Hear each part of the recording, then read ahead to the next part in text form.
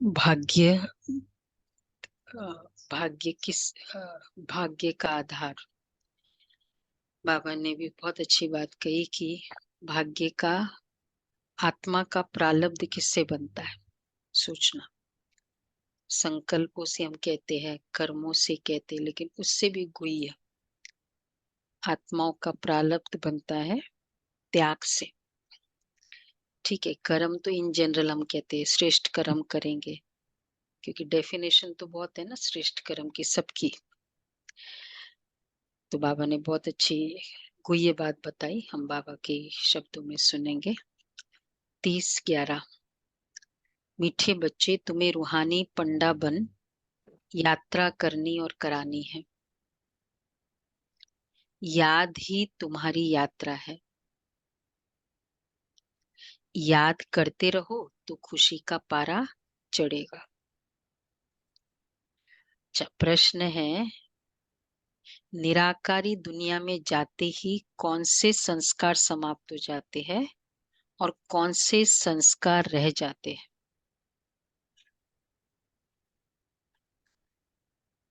तो निराकारी दुनिया में जाते ही, बड़ा अच्छा क्वेश्चन है, कौन से संस्कार जाते हैं, कौन से संस्कार अ, नष्ट हो जाते हैं। देह अभिमान के संस्कार नष्ट हो जाते हैं। मेरा क्वेश्चन बहुत क्लियर है, सूक्ष्म वतन की नहीं बात करी बाबा ने। निराकारी दुनिया, सूक्ष्म वतन में कौन से संस्कार जाएंगे वो तो क्लियर है, वही हिसाब किताब जो बचे है वो। निराकारी दुनिया में कौन से संस्कार जाएंगे।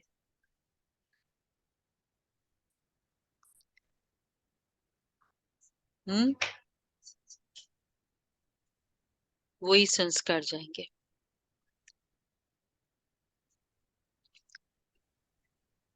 पढ़ाई के बहुत अच्छी संस्कार। ये बात बाबा ने, किसने बोला पढ़ाई का संस्कार। निराकारी दुनिया में पढ़ाई के संस्कार जाएंगे। ज्ञान के संस्कार नहीं जाएंगे। नहीं नहीं, वहां नहीं जाएंगे, वहां सतयुग में नहीं जाएंगे। निराकारी दुनिया में कौन से संस्कार जाएंगे।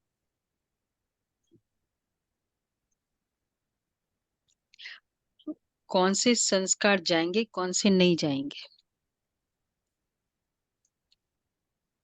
आत्म अभिमानी के संस्कार जाएंगे निराकारी दुनिया में, मतलब सारे नॉलेज के संस्कार खत्म।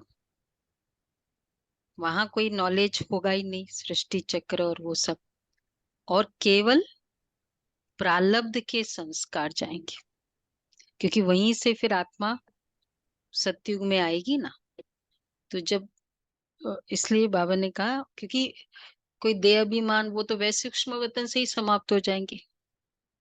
निराकारी दुनिया में थोड़ी देह अभिमान के संस्कार समाप्त होंगे बोले, वो तो अंडरस्टूड है, सूक्ष्म वतन में ही फत खत्म हो जाए।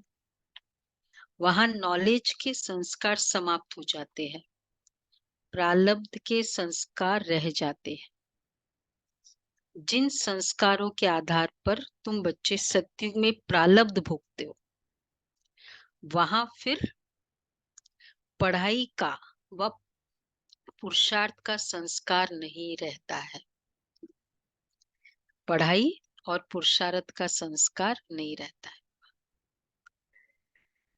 प्रारब्ध मिल गई, फिर ज्ञान खत्म हो जाता। गीत है, रात के राही थक मत जाना। ओम शांति। क्या है रात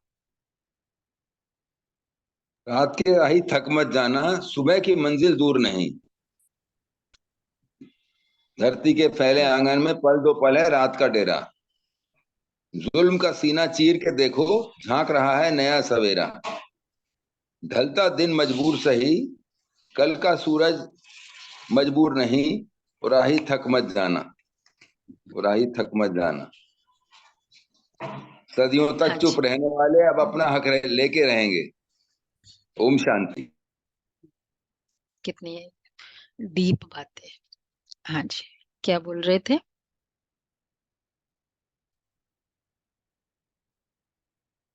प्रारब्ध, वो प्रारब्ध, हाँ, संस्कार में भी एक पुरुषार्थ के, प्रारब्ध के, वो भी वो तो जिस आत्मा की जितनी प्रारब्ध, गुणों की भी तो एक प्रारब्ध है ना। हर कोई आत्मा पूरी फुल कैपेसिटी वाली नहीं है ना। तो जो तभी तो ग्रेडेशंस है परम धाम में, सिटिंग अरेंजमेंट में। कोई वो भी तो प्रारब्ध ही हो गया ना। तो उस आत्मा की कैपेसिटी कितनी है, उतना ही तो वो दूर बैठेगी बाबा से। तो प्रारब्ध ही हो गया वो। यहाँ सम्मुख शिव भगवान उवाच है। गीता में दिखाते श्री कृष्ण भगवान उवाच, परंतु श्री कृष्ण तो उस नाम रूप से सम्मुख हो न सके। यह तो सम्मुख कहते हैं, निराकार भगवान उवाच। श्री कृष्ण उवाच कहे तो वह साकार हो जाता है। जो भी वेद शास्त्र आदि सुनाते हैं वह ऐसे नहीं कहेंगे कि भगवान उवाच, क्योंकि वह साधु संत महात्मा आदि सब साकार में बैठे हैं। वो कहेंगे भगवान ने कहा था। हम कहते हैं भगवान खुद कह रहे हैं। क्या फर्क है? सामने प्रधानमंत्री कह रहे हैं और फिर कोई हम बोले कि ऐसा प्रधानमंत्री ने कहा था, और फिर वो प्रधानमंत्री अभी है ही नहीं, कुछ वर्षों पहले, सदियों पहले कहा था। किसका असर पड़ना चाहिए? 3 कैटेगरी है।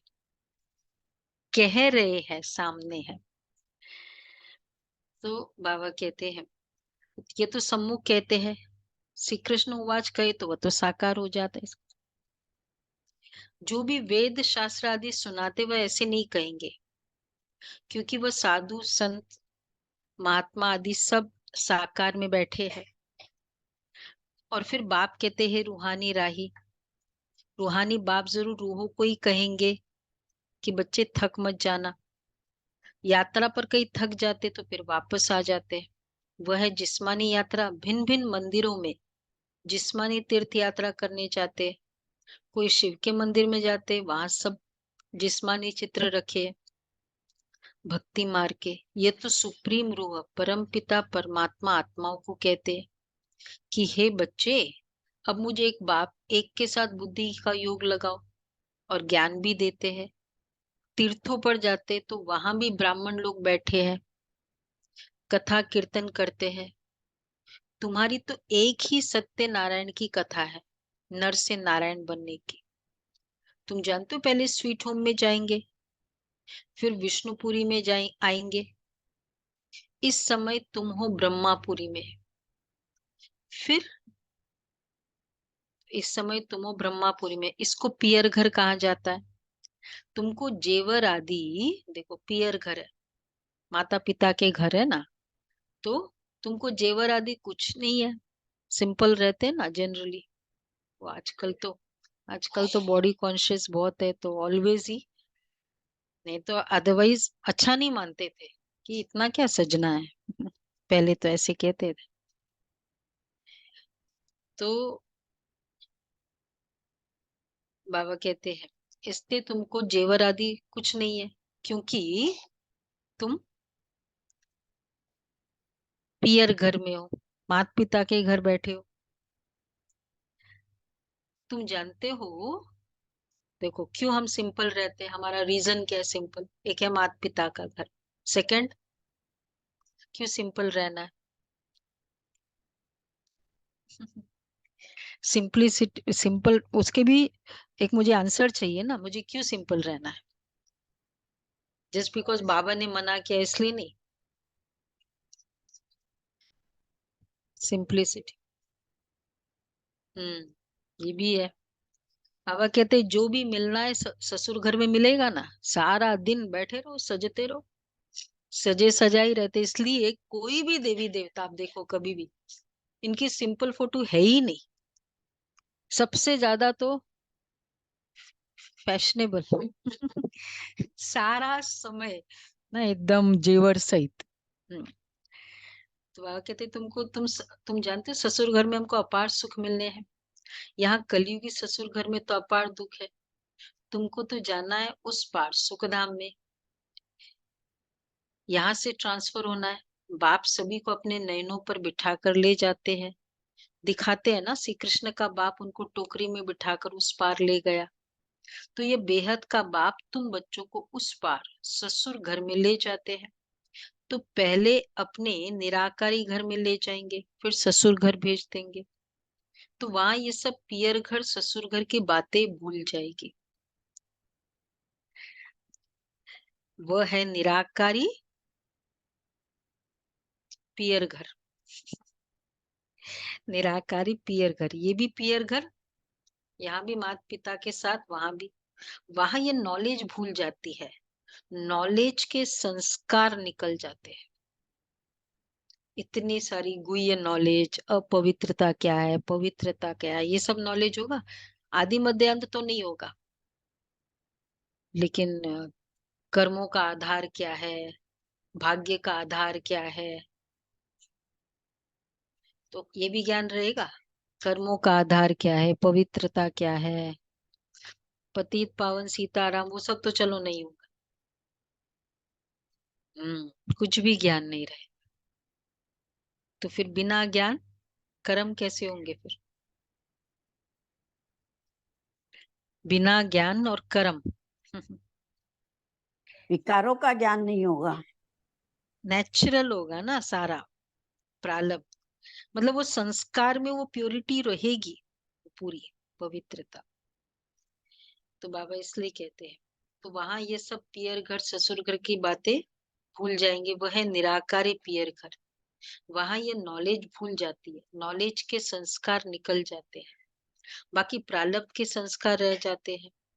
फिर तुम बच्चों को प्रारब्ध में, प्रारब्ध ही ध्यान में रहती है, बाकी सिर्फ प्रारब्ध के संस्कार रह जाते हैं, तुम बच्चों को प्रारब्ध ही ध्यान में रहती है। देखो, भाग्य प्रारब्ध अनुसार जाकर सुख के जन्म लेंगे, अकॉर्डिंगली जितना प्रारब्ध इकट्ठा किया है उतना सुख लेंगे। प्रारब्ध किससे बनता है? प्रारब्ध मतलब भाग्य। भाग्य का आधार क्या है? वो तो ठीक है, संकल्प है, कर्म है। सबसे पहले भाग्य का आधार है आउट ऑफ द वे हम कितना कर्म किया, वो भाग्य है, वो भाग्य बनाएगा। सेवा, सेवा कितनी की, श्रेष्ठ कर्म, सेवा कितनी की, सेवा के संस्कार की फीलिंग से कर्म कितने किए, वो भाग्य बनेगा, वो जमा हुआ। तीसरा, जितना त्याग किया, अर्थात कुछ भी हुआ, मेरी महिमा हुई, कुछ भी हुआ उसको स्वीकार नहीं किया, तो वो जो कर्म हुआ, मतलब जैसा का जैसा मैंने श्रेष्ठ कर्म किया वैसा का वैसा फल मिलेगा। इतना फल क्यों नहीं मिलता? कई बार देखते हैं कि बहुत सेवा करते थे, तो अच्छा है, चलो नाम भी हो जाता है, बहुत आगे भी रखते हैं, ठीक है, सेवा करते हैं, लेकिन थोड़े समय के बाद वो आत्मा भी गायब, खत्म। कारण क्या? फिर चलो कुछ भी परिस्थिति हो जाती जिसके कारण या पीछे हो गए, जो भी हो गए, लेकिन कारण क्या था? उस सेवा का फल खा लिया ना सारा, बल नहीं रहा फिर। या तो सेवा बल देगी या फल देगी। फल तो दादियों को बाबा ने जब निकल रहे थे सेवा पे, बाबा ने क्या शिक्षा दी थी? बड़ी दादी बताती है, जब बहनों को भेजते हैं ना कि तुम जाओगे, पवित्र आत्मा है, पवित्रता के कारण महिमा, शब्दों में जादू तो रहेगा, महिमा बहुत होगी, बहुत अच्छा, तुमने बहुत अच्छा क्लास करा है तुमने, पर महिमा को स्वीकार नहीं करना। और फिर क्योंकि पवित्रता है, त्याग है, तो भरपूरता भी होगी, पीछे आएगा, लेकिन उसके आधार पर जीवन नहीं बताना कि चलो इतना है तो चलो इतना। ये जितना ये अस्वीकार करेंगे उतना जमा हो जाए, तो इस कारण वो आत्माओं में बल रहा, दादियों में। वो जानकी दादी का है ना स्टेटमेंट, खीसा खाली नहीं, स्टार्टिंग में खीसा खाली हमें सारे जग के मालिक, सफेद कपड़ा खीसा खाली हमें सारे। तो अंदर में ये संकल्प, हाँ जो भी आता है हमको संकल्प होता है कि ये सेवा के लिए कैसे यूज करना है। तो ये बाबा प्रारब्ध का आधार है त्याग। इसलिए अगर जितना भी मिले प्रारब्ध नॉट एन इश्यू, मिलता है, कितनी भी कमाई हो, लेकिन अगर इस कमाई को उससे डबल करना है तो फॉर्मूलाज एक ही है, सारे यही फॉर्मूलाज है, चाहे गृहस्थी है चाहे सेंटर पे रहते हैं। ये भी तो खा खा के हम कहीं भी अगर यूज कर ले तो गया। तो बाबा इसलिए कहते बाकी प्रारब्ध के संस्कार रह जाते हैं, फिर तुम बच्चों को प्रारब्ध ही ध्यान में रहती है, प्रारब्ध अनुसार जाकर सुख के जन्म लेंगे, सुखधाम जाना है, प्रारब्ध मिल गई फिर ज्ञान खत्म। तुम जानते हो प्रारब्ध में हमारी फिर वही एक्ट चलेगी, पुराने संस्कार ही प्रारब्ध के हो जाएंगे। अभी है पुरुषार्थ के संस्कार, ऐसे नहीं कि पुरुषार्थ और प्रारब्ध दोनों संस्कार वहां रहेंगे, नहीं, वहां ये ज्ञान ही नहीं रहता। तो ये तुम्हारी रूहानी यात्रा है, तुम्हारा चीफ पंडा है बाप, यूं तो तुम भी रूहानी पंडे बन जाते हो, सबको साथ ले जाते हो। वह है जिस्मानी पंडे, तुम हो रूहानी पंडे। वो लोग अमरनाथ पर बड़ी धूमधाम से जाते हैं, झुंड के झुंड खास अमरनाथ पर बहुत धूमधाम से जाते हैं। बाबा ने देखा है कितने साधु संत बाजे गाजे ले जाते हैं। अच्छा, साथ में डॉक्टर आदि भी ले जाते हैं क्योंकि ठंडी का समय होता है, कई बीमार पड़ जाते हैं। तुम्हारी यात्रा तो बहुत सहज है। बाप कहते याद में रहना, यही तुम्हारी यात्रा है, याद मुख्य है। बच्चे याद करते रहे तो खुशी का पारा चढ़ा रहे, साथ में औरों को भी यात्रा पर ले जाना है। ये यात्रा एक ही बार, यात्रा जनरली ग्रुप वाइज होता है ना, अकेले जनरली कम करते, चलो हमारा पूरा परिवार जा रहा है, हरिद्वार जा रहा है, ऐसा ही होता है ना यात्रा में। तो ये भी रूहानी यात्रा है, इसलिए हम सेवा करते हैं।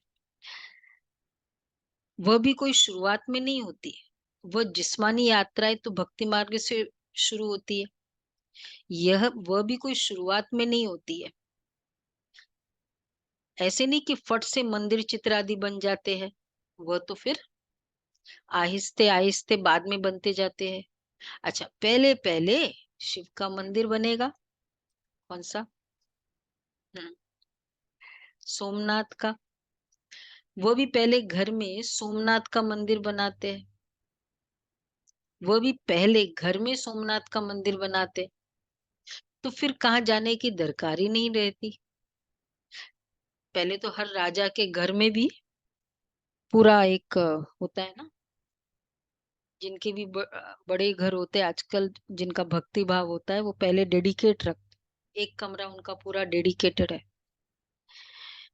मंदिर के लिए। तो वो भी पहले घर में सोमनाथ का मंदिर बनाते हैं। ये मंदिर आदि बाद में बनते हैं। देखो निमित्त कौन बना सोमनाथ का मंदिर?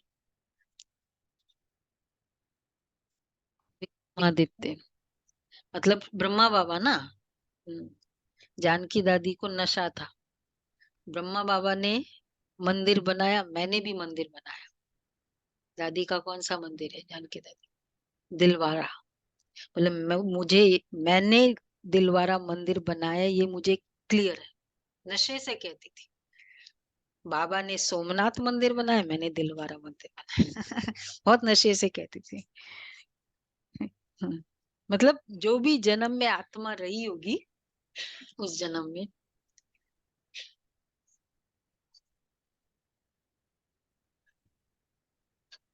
हाँ हाँ, दादी को बड़ा नशा था। तो यह मंदिर आदि बनने बाद में बनते समय लगता है। आहिस्ते आहिस्ते नए शास्त्र, नए चित्र, नए मंदिर आदि बनते हैं, टाइम लगता है, क्योंकि पढ़ने वाला भी तो चाहिए ना। मठ आदि जब जब वृद्धि को पाएंगे फिर विचार होगा कि शास्त्र बनाए। तो इतने तीर्थ स्थान बने, मंदिर बने। कल बाबा ने बहुत अच्छी बात कही थी गीता का। देखो ये सब बाद में बने शास्त्र, गीता का शास्त्र और बाकी शास्त्रों में क्या अंतर है, कल का याद है पॉइंट? वो तो आज का है। बाकी शास्त्र वो आत्मा के जाने के बाद बने और उनके सामने उसका कोई रोल नहीं, मॉडल नहीं था। अब यहाँ गीता शास्त्र का मॉडल है और सामने गीता बोली जा रही है ना। तो यहाँ बाबा जो कह रहे वो गीता, और वो उसका एक यादगार है। जब वो बाइबल, वो टीचिंग्स दे रहे थे तब बाइबल थी नहीं। ये फर्क है, कल की मुरली में था। तो मठ आदि जब वृद्धि को पाएंगे, मंदिर बने, चित्र बने, मठ आदि जब वृद्धि को पाएंगे फिर विचार होगा कि शास्त्र बनाए। अब फिर वो शास्त्र कितने याद, जितने याद होंगे। उस समय थोड़ी वीडियो रिकॉर्डिंग हुई है। धम्पद जो बना था, ये सबसे प्रिय शिष्य था आनंद बुद्ध का, सबसे नंबर 1। उसका कॉन्ट्रैक्ट था कि तुम कहाँ भी होंगे, जब भी, जहां भी और जैसे भी होंगे, मैं तुम्हारे साथ। इन द सेंस कि अगर बुद्ध जाग रहे हैं तो वो भी जागेगा, वो सो नहीं सकता। इतना वो साथ था, 5 में से नंबर 1 था। तो फिर विचार होगा, फिर शास्त्र बनाए। तो इतने तीर्थ स्थान बने, मंदिर बने, चित्र बने, टाइम लगता है ना। बल कहाँ भी जाता है, भक्ति मार्ग द्वापर से शुरू होता है, परंतु टाइम तो लगता है। फिर कलाई कम होती जाती है, पहले अव्यभिचारी भक्ति, फिर व्यभिचारी भक्ति हो जाती। फिर ये सब बातें अच्छी रीति चित्रों पर सिद्ध कर बताई जाती है। समझाने वालों की बुद्धि में यही चलता रहेगा कि ऐसे ऐसे चित्र बनाए, यह समझाए। सबकी बुद्धि नहीं चलेगी, नंबरवार है ना। किसकी बुद्धि चलेगी? बाबा कहते ऐसे ऐसे चित्र बनाए, यह समझाए। इवन ये चित्रों का भी ना, हर कोई को तो, जैसे हम लोग विंग्स के अभी स्टैंडर्ड है, वो 7 डेज का तो वतन वाला चित्र है, पर ये बाकी जो चित्र है वो विंग्स के चित्र है। ये जो 6 स्टेट्स ऑफ माइंड है, ये वतन के चित्र नहीं है। ये सब बच्चों ने बनाया। तो बाबा कहते हैं कि समझाने वालों की बुद्धि में यही चलता रहेगा कि ऐसे ऐसे चित्र बनाए, यह समझाए। नंबरवार है ना, कोई की बुद्धि तो बिल्कुल चलती ही नहीं है। वह फिर पद भी ऐसे पाएंगे, मालूम पड़ जाता है कि वो ये क्या बनेंगे। जितना आगे चलेंगे तुम समझते जाएंगे, जैसे जैसे ज्ञान में आगे चलेंगे समझते जाएंगे, और समझने का दिल रहेगा। ये भी इम्पोर्टेंट है। कभी कभी हम मुरली सुन लेते हैं, फिर मुरली लेके जाओ, कॉपीज तो होती है ना, बच्चा जो भी कॉपीज बनाते वो सेवा कर रहे हैं कि सबको मुरली मिले। तो मुरली सुनने के बाद पढ़ना, तो तब अपनी बुद्धि चलती है। तो कोई की बुद्धि बिल्कुल चलती नहीं है। तो मालूम पड़, जितना आगे चलेंगे तुम समझते जाएंगे। जब लड़ाई आदि लगेगी फिर प्रैक्टिकल देख लेंगे, फिर बहुत पछताएंगे। उस समय पढ़ाई तो हो ना सके, लड़ाई के समय त्राही त्राही होती रहेगी। लड़ाई तो छोड़ो, आज एक सिर दर्द भी होता है, उस समय क्लास करते हैं।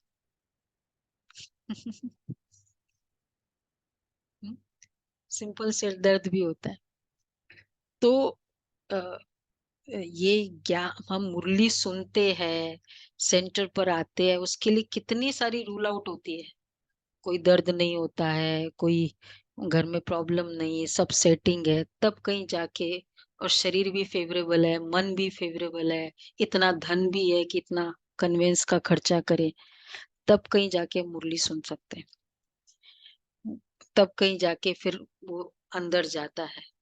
और थोड़ा सा भी कुछ हुआ, कोई कहता है कि थोड़े ये हो जाए ना उसके बाद, तो कोई बहुत कम है। तो बाबा इसलिए कहते हैं लड़ाई के समय पढ़ाई होगी, बाद में हम क्लास करेंगे, बाद में कुछ ऐसी बीमारी हो जाए तो कई क्लास होगी उसमें। तो बाबा इसलिए कहते हैं उस समय पढ़ाई तो हो न सके, लड़ाई के समय त्राही त्राही होती रहेगी, सुन नहीं सकेंगे। उस दिन अनुभव किया ना, जब योग कर रहे थे तब आंधी चल रही थी। कौन कौन था? हाँ, तो क्या संकल्प चला कि कुछ नहीं चला? देखा, चला। नहीं भी चला, चला भी। तो अच्छे खासे अंदर बैठे, कुछ भी नहीं हो रहा है, तो भी संकल्प चल सकता है। जब कुछ हो रहा है तब। इसलिए अगर मेरा थोड़ा भी शरीर जाने लायक है, फिट है, मुरली मिस नहीं करो, अमृत वेला मिस नहीं करो, बाद में नहीं होगा तो बहुत पछताएंगे भी और साक्षात्कार होंगे। तो बाबा कहते हैं हाँ, ये विनाश का समय बहुत पड़ा है, लड़ाई के समय त्राही त्राही होती रहेगी, सुन नहीं सकेंगे, पता ही नहीं क्या हो जाएगा, पार्टीशन हुआ तो क्या हो गया, देखा ना। ये विनाश का समय बच्चे बहुत कड़ा है। हाँ, बाकी साक्षात्कार आदि बहुत होंगे, जिससे जान जाएंगे कि ये कितना पड़ा है। फर्स्ट स्टार्टिंग के टाइम का पार्ट लास्ट में चलेगा, बहुत पछताएंगे भी और साक्षात्कार भी होंगे। कौन सी बात का? बाबा कहते बहुत पछताएंगे भी और फिर साक्षात्कार भी होगा कि आ, देखो तुमने पढ़ाई छोड़ दी तब यह हाल हुआ है। अच्छा, ये भी दिखाई देगा, जिसने पढ़ाई छोड़ दी, मुझे सामने आया था, इतनी फैसिलिटीज मिली थी फिर भी नहीं पढ़ी, कुछ ना कुछ एक्सक्यूजेस रहे, वो पछतावा होगा। वैसे भी जब रिजल्ट आउट होता है तो उस समय हम चाहे कितना भी टीचर को कह दे कि ये प्रॉब्लम है, घर में ये था वो था, अब रिजल्ट आउट होता है तब खुद को तो पता चलता है ना, मैंने खुद ही अपने दूसरे को बोल के अपना ही नुकसान कर रहा था। इसलिए बाबा कहते धर्मराज साक्षात्कार कराने सिवाय सजा कैसे देंगे, सब साक्षात्कार कराएंगे, फिर उस समय कर कुछ नहीं सकेंगे, करेंगे, कहेंगे कहेंगे हाय तकदीर, तदबीर का समय तो गया, तदबीर तकदीर बनाने के जो कर्म करने, वो तदबीर वाला टाइम तो चला गया। तो बाप कहते क्यों नहीं अभी पुरुषार्थ करते हो, सर्विस से ही तो दिल पर चढ़ेंगे। बाप कहेंगे ये बच्चे अच्छी सर्विस करते हैं, मिलिट्री का कोई मरता है तो उनके मित्र संबंधी आदि को भी इनाम देते हैं ना, यहाँ तुमको इनाम देने वाला है बेहद का बाप। बाप से भविष्य 21 जन्मों के लिए इनाम मिलता है। ये तो हर एक को अपने दिल पर हाथ रख पूछना है, हर एक अपने दिल पर हाथ रख पूछना है। क्या पूछे?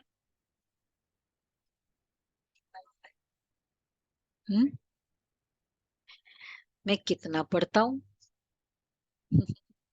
खुद ही खुद को पूछो, कितना पढ़ता हूँ। ये धारणा ही नहीं होती तो गोया, पीछे ऐनाबेन दिख नहीं रही है, आगे आ जाओ। बाबा कहते धारणा ही नहीं होती है तो गोया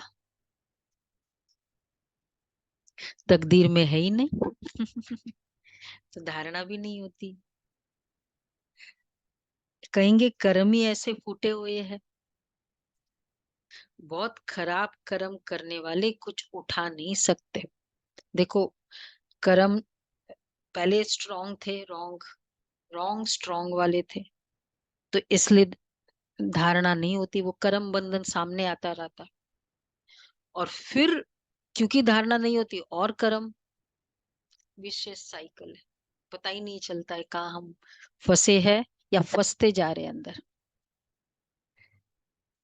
तो बहुत खराब कर्म करने वाले कुछ उठा भी नहीं सकते हैं, बाप समझाते हैं, मीठे बच्चे, तुम्हें इस रूहानी यात्रा पर अपने साथियों को भी ले जाना है। फर्ज है हर एक को ये यात्रा ही बताना और यात्रा की बात बताना। बोलो हमारी ये रूहानी यात्रा है, वह है जिस्मानी। दिखाते हैं रंगून की तरफ छमछम तालाब है, जहां स्नान करने से परी बन जाते हैं। बाबा कहाँ की बात कहाँ ले जाते हैं। लेकिन वह परी आदि तो बनते नहीं। कितने जगह जगह है, इधर भी है मानसरोवर और इधर भी। यह है ज्ञान स्नान करने की बात, जिससे फिर तुम बहिष्ठ की, यह है ज्ञान स्नान। यहाँ तुम स्नान करते हो, तुम बहिष्ठ की बीबी बन जाती हो। और ज्ञान योग बल से वैकुंठ में आना जाना तो तुम्हारे लिए कॉमन बात है, और ही तुमको रोका जाता है। ज्ञान योग बल से वैकुंठ में आना जाना तो तुम्हारे लिए कॉमन बात है। कहाँ?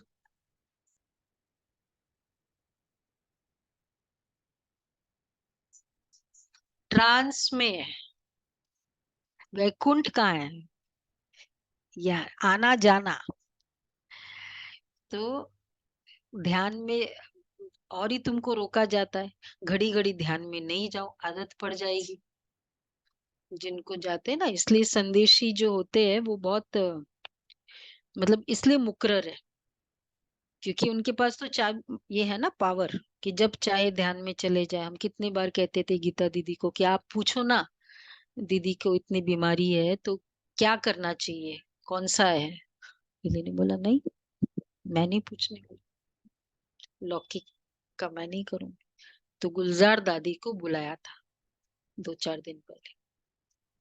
बुलाया मतलब दादी को वतन पूछा कि जाओ दादी अभी जाओ वतन में। दादी शाम को 6 बजे गई वतन में, क्योंकि डिसाइड करना था, कुछ क्रुशियल डिसीजंस थे। मोहिनी बहन आए गए तो सबने कहा कि दादी आप जाके जाओ। दादी लेके आई संदेश। तो मतलब जो बाबा कहते हैं ना, वैसे तो बहुत इजी है, घड़ी घड़ी ध्यान में नहीं जाओ, आदत पड़ जाएगी। तो ये ज्ञान मान सरोवर है। परम पिता परमात्मा कर इस मनुष्य तन द्वारा ज्ञान सुनाते हैं, इसलिए इसको मान सरोवर कहा जाता है। मान सरोवर अक्षर सागर से निकला है। ज्ञान सागर में ज्ञान स्नान करना तो बहुत अच्छा है। बहिष्ठ की बीवी को महारानी कहा जाता है। बाप कहेंगे तुम भी बहिष्ठ के मालिक बनो। बच्चों पर लव रहता है, हर एक पर रहम पड़ता है, साधुओं पर भी रहम आता है। ये तो गीता में लिखा हुआ है कि साधुओं का भी उद्धार करते हैं। उद्धार होता है, उद्धार ये वर्ड कहाँ से आया? उद्धार होता है उदारता से। ज्ञान और योग से। उद्धार तभी होगा। तुम बच्चों में समझाने की बड़ी फुर्ती चाहिए। बोलो तुम और तो सब जानते हो, लेकिन ज्ञान और योग से उद्धार होना है। तो बाबा कहते तुम बोलो तुम सब जानते हो, लेकिन तुम जानते हो छाछ को। उस दिन बाबा कह रहे थे ना ज्ञान है मक्खन, बाकी मक्खन खिलाने वाले को तो तुम जानते ही नहीं हो। जैसे मक्खन सब कोई हजम नहीं कर सकते, ऐसा ना, हेल्दी होते वही हजम कर सकते। तो इसलिए सब कोई, छाछ तो सब लोग खा सकते हैं, मक्खन सब नहीं खा सकते, इसलिए यहाँ कम है। तो तुम बच्चों में समझाने की बड़ी फुर्ती चाहिए, एक्टिव, ढीला ढाला नहीं समझाए, फुर्ती। एक है कर्म की फुर्ती, समझाने की फुर्ती, अथॉरिटी, एक्टिव मतलब अथॉरिटी चाहिए। बोलो तुम तो और सब जानते हो, बाप कितना अच्छी रीति समझाते हैं, परंतु किसकी बुद्धि में बैठे तो ना। बाप को जानने से ही पावन बनते हैं, पति दुनिया में कोई पावन बन ही ना सके। तो जो महारथी बच्चे हैं वह अच्छी रीति समझा सकेंगे। कितने ढेर ब्रह्मा कुमार कुमारियां है। प्रजापिता ब्रह्मा नाम भी मशहूर है। प्रजापिता ब्रह्मा की यह है मुख वंशावली। ब्रह्मा कोई 100 भुजा 1000 भुजा दिखाते हैं, यह भी समझाया जाता है। चित्रों में तो खाली मुख बताते हैं, 1000 भुजा बताते ब्रह्मा नहीं। पिक्चर ऐसा कोई मैंने देखा नहीं है किसी ने देखा है 6 हाथ वाला ब्रह्मा का? हाँ के हाँ ब्रह्मा का बोल रहे हो। तो ब्रह्मा का ऐसा तो बाबा कहते 100 भुजा 1000 भुजा दिखाते, लेकिन सहस्त्र भुजाधारी ब्रह्मा के लिए बोलते हैं। देवियों के तो भी नंबर्स है। यह भी समझाया जाता है इतनी भुजाएं तो हो नहीं सकती। बाकी ब्रह्मा तो बहुत, इसका मतलब ब्रह्मा को बाबा कहते हैं बहुत डैश ना बचड़े वाल, मतलब बहुत सारे बच्चे हैं, बचड़े वाल है। हाँ मतलब इतने बच्चे हैं। अच्छा ब्रह्मा फिर किसका बच्चा है? इनका तो बाप है ना, ब्रह्मा है शिव बाबा का बच्चा है। इनका और कौन बाप हो सकता है? इतने बचड़े वाल का बाप कौन हो सकता है? मनुष्य तो को हो ही नहीं सकता, भगवान ही हो सकता है। ब्रह्मा विष्णु शंकर गाए जाते हैं सूक्ष्म वतन के, वह तो यहाँ आ न सके। प्रजापिता ब्रह्मा तो जरूर यहाँ होगा ना। सूक्ष्म वतन में तो प्रजा नहीं रचेंगे, तो परम पिता परमात्मा आकर इस ब्रह्मा मुख द्वारा शक्ति सेना रचते हैं। पहले पहले परिचय देना है, ब्रह्मा मुख वंशावली है। तुम भी ब्रह्मा के बच्चे हो ना। प्रजापिता ब्रह्मा है सबका बाप, फिर उनसे और बिरादरियां निकलती है, नाम बदलते जाते हैं। अब तुम ब्रह्मा ब्राह्मण हो। प्रैक्टिकल में देखो प्रजापिता ब्रह्मा की कितनी औलाद है? जरूर औलाद को वर्षा मिलता होगा ना। देखो सारा कंसेप्ट बाबा का ना बहुत लॉजिकल है। ऐसे नहीं हम भगवान के बच्चे हैं, मतलब रियल उसको देंगे तब है ना बच्चे। ऐसे ही कहने से कि वो माता पिता हम बालक तेरे, तो उसके तो, क्योंकि जो जितना सेंसिबल होगा ना, कोई कितना भी फ्री में कराए, लेकिन जो सेंसिबल होगा वो क्या समझेगा, नहीं नहीं मुझे तो इसका रिटर्न देना है। अगला चाहे कोई भी कहे नहीं कोई बात नहीं ये वो, तो मात पिता कह दिया वो तो बहुत सेंसिबल है ना, उसको तो देना है रिटर्न। तो बाबा कहते हैं तो अ, जरूर औलाद को वर्षा मिलता होगा। ऐसे कैसे बाबा बच्चा बना ले किसी को? इवन थोड़ा सा भी बाबा कह दिया मतलब त्रेता के अंत में भी देगा जगह। अपना स्वर्ग का वर्षा किसी न किसी रूप से मिलेगा उसको, कभी कभी ना कभी मिलेगा। बाबा समझाते तो बहुत है, परंतु योगी नहीं, कायदे पर नहीं चलते, तो बाप भी क्या करे। बाप कहते इनकी तकदीर है। अगर बाबा से पूछे तो बाबा बता सकते हैं। स्टैंडर्ड क्वेश्चन बाबा से जो बच्चे पूछते हैं, हाँ इस हालत में तुम्हारा क्या पद होगा? करते हैं ना हम लोग जून में, कितना परसेंटेज आज मम्मा समान बने। हमको पता है अपने परसेंटेज। दिल भी तो गवाही देता है ना, मैं कितनी सर्विस करता हूँ, श्रीमत पर कहाँ तक चलता हूँ। श्रीमत कहती है, श्रीमत कहती है मन मना भव। सबको बाप और वर्षे का परिचय देते रहते, डिंडोरा भी पीटते रहते, बाबा इशारा देते रहते। तुम्हें गवर्नमेंट को भी समझाना है, जो वह भी समझे बरोबर भारत की ताकत ही चली गई है। परम पिता परमात्मा सर्वशक्तिवान से योगी नहीं है। इनसे तुम योग लगाते हो तो एकदम विश्व के मालिक बनते हो। माया पर भी तुम जीत पहनते हो। गृहस्थ व्यवहार में रहते माया पर जीत पानी है। हमारा मददगार बाप है, कितना समझाया जाता है, धारणा करनी चाहिए। बाबा ने समझाया है बच्चे, धन दिए धन ना खूटे। जितना देते हैं बल्कि ऑन द कॉन्ट्ररी बढ़ता है। ये लॉ है, देने से चीज बढ़ती है, ये फॉर्मूला है। तो कुछ भी दो, खुशी देंगे, ज्ञान देंगे, धन देंगे, दुख देंगे, फॉर्मूला तो एक ही है ना।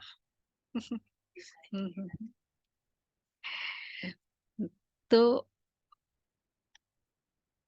सर्विस करेंगे तब बाबा के दिल पर चढ़ सकेंगे, नहीं तो इम्पॉसिबल है। ठीक है, बाबा ने क्या कहा, इम्पॉसिबल। किस बात के लिए? सर्विस नहीं करेंगे तो कुछ लाए कि नहीं। कुछ भी सेवा, हमारा सेवा का अकाउंट ओपन होना चाहिए। खाता में कितने टाइप की सेवा है, तन मन धन, बाकी संबंध, मनसा वाचा कर्मणा, ये अकाउंट्स है। वो तो संबंध संपर्क तो उसमें आ गया ना, मनसा वाचा कर्म। मनसा मतलब 5 समझ लो। तो सारों के सब अकाउंट में ओपन है, ये देखना है। वाचा कर्मणा मनसा, तो जितने अकाउंट खाता भरेगा तो वही हमारा प्रारब्ध है। तो बाबा कहते हैं सर्विस करेंगे तब बाबा के दिल पर चढ़ सकेंगे, नहीं तो आज स्ट्रॉन्ग बोल रहा है, इम्पॉसिबल है दिल पर चढ़े। इसका मतलब यह नहीं देखो कि बाबा प्यार नहीं करते। हाँ, बाबा प्यार सर्विसेबल को करेंगे, मेहनत करनी चाहिए। पद तो नहीं मिलेगा ना, प्यार में क्या प्रॉब्लम है। बाबा दिल पर चढ़ने वाले फिर बाबा करेगा, मैं बाबा के दिल पर कितना चढ़ाऊं, अर्थात कितना बाबा मेरे पर हक रखे। देखो जो करता रहेगा ना उस पर हक भी होगा। अब जैसे जो कर्मणा सेवा करते हैं उसको बोल भी सकते हक से कि भाई आओ करो, करेंगे ही नहीं उनको बोल भी तो नहीं सकते ना। तो दिल पर चढ़ने का मतलब क्या है, बाबा मेरे पर हक रखे कि यस ये कर सकते हैं। तो मेहनत करनी चाहिए, सबको यात्रा लायक बनाते मन मना भव, यह है रूहानी यात्रा। मुझे याद करो तो तुम मेरे पास पहुंच जाएंगे, शिवपुरी में आकर फिर विष्णुपुरी में चले जाएंगे। ये बातें सिर्फ तुम बच्चे जानते हो, कोई और मन मना भव का अर्थ समझते ही नहीं है। पढ़ते तो बहुत है, बाप महामंत्र याद करो तो तुम विक्रमाजीत बन जाएंगे। अच्छा, मीठे मीठे सिके लदे बच्चों प्रति प्यार, गुड मॉर्निंग। दादा का रूहानी बाप की, यात्रा रूहानी नमस्ते। बच्चों बच्चों को नमस्ते। हम रूहानी बच्चों की माता पिता बाप दादा को याद यात्रा नमस्ते, गुड मॉर्निंग, शुक्रिया बाबा बाबा, शुक्रिया बाबा, थैंक यू बाबा, वाह बाबा वाह। ज्ञान पहला पॉइंट है, ज्ञान स्नान करना है, प्यार से सर्विस कर,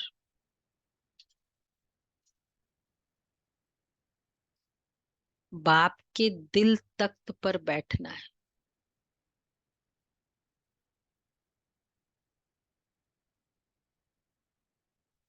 प्यार से सर्विस कर, बाप के दिल तख्त पर बैठना है। पुरुषार्थ के समय में अलबेला नहीं बनना है। पुरुषार्थ के समय में अलबेला नहीं बनना है।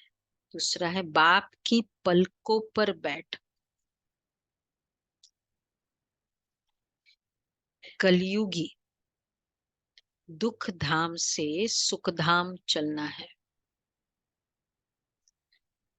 बाप की पलकों पर बैठ, दुख कलयुगी दुख धाम से सुख धाम चलना है। इसलिए अपना सब कुछ ट्रांसफर कर देना है। वरदान है,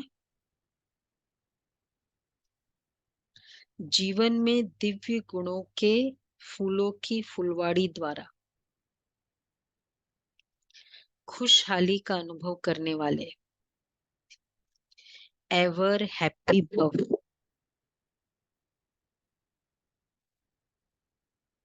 फुलवाड़ी द्वारा खुशहाली का अनुभव करने वाले। सदा खुशहाल अर्थात भरपूर, संपन्न। पहले कांटों के जंगल में जीवन थी, अभी फूलों की खुशहाली में आ गए। सदा जीवन में दिव्य गुणों के फूलों की फुलवाड़ी लगी हुई है, इसलिए जो भी आपके संपर्क में आएगा उसे दिव्य गुणों के फूलों की खुशबू आती रहेगी और खुशहाली देख करके खुश होंगे, शक्ति का अनुभव करेंगे। खुशहाली औरों को भी शक्तिशाली बनाती है और खुशी में लाती है, इसलिए आप कहते हो कि हम एवर हैप्पी हैं, क्योंकि हैप्पीनेस का रीजन गुण है जीवन में। फर्क पड़ा है ना?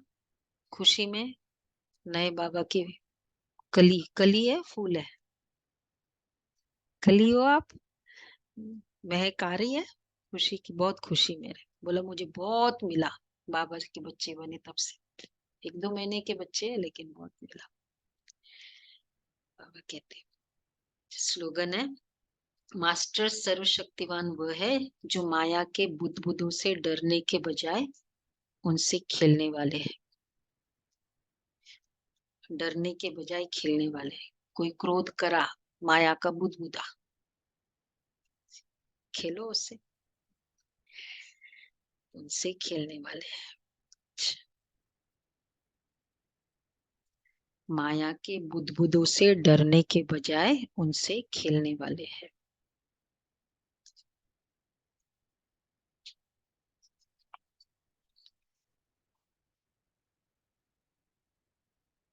अच्छा, 30 तारीख आज लास्ट है और आज बहुत अच्छा है, बहुत इम्पोर्टेंट है।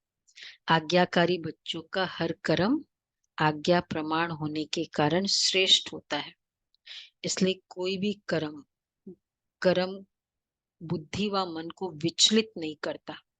ठीक किया व नहीं किया यह संकल्प भी नहीं आ सकता। वे आज्ञा प्रमाण चलने के कारण सदा हल्के रहते हैं। हर कर्म आज्ञा प्रमाण के करने के कारण परमात्मा आशीर्वाद की प्राप्ति के फल स्वरूप वे सदा ही आंतरिक विल पावर का, अतीन्द्रिय सुख का और भरपूरता का अनुभव करते हैं। कितना फायदा है आज्ञाकारी। ये लास्ट है हमारा दुआ है। तो ये बहुत अच्छा आज का मंथन भी, मैंने सोचा कि ये वर्थ है आज का, पूरा सार हो गया दुआओं का। कितने सारे बेनिफिट्स देखेंगे अभी होमवर्क में। बुद्धि विचलित नहीं होती, हल्के रहते, डाउट के संकल्प नहीं आते, आशीर्वाद मिलती है, विल पावर मिलती है। कितना है आज्ञा पर चलो। कॉस्ट ज्यादा नहीं है, प्रॉफिट बहुत है कि कॉस्ट भी ज्यादा है कॉस्टली। ठीक है, चलो आज तो बाबा की